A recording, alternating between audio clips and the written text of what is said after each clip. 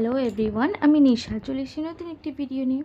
আজকে সকাল সকাল ঘুম থেকে উঠে চলে গেলাম রান্নাঘরের দিকে, যেহেতু আমাকে সকালেই রান্নাগুলো সেরে নিতে হয়, যেহেতু বিশ্বজিৎ কাজ বেরোয়। তাই আজকে মেনুতে ছিল ভাত করলাম, ভাতের মধ্যে দুটো আলু আর উচ্ছে সিদ্ধ দিয়ে দিয়েছিলাম।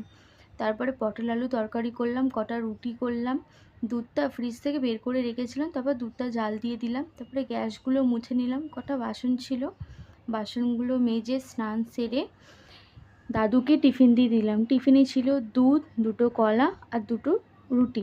দাদুকে টিফিন দেওয়ার পরে আমিও টিফিনটা করে নিলাম। আর সত্যি বলতে কি, এই গরমে কিছুই খেতে ভালো লাগছে না, তাই একটা কলা খেলাম।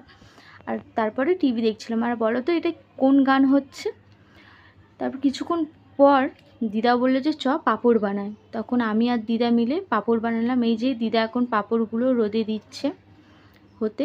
আর রোদের তাপটা অতিরিক্ত ছিল, তাই পাঁপড়টাও বেশিক্ষণ সময় নেয়নি, কিছুক্ষণের মধ্যে পাঁপড়গুলো পুরো শুকিয়ে গেছে।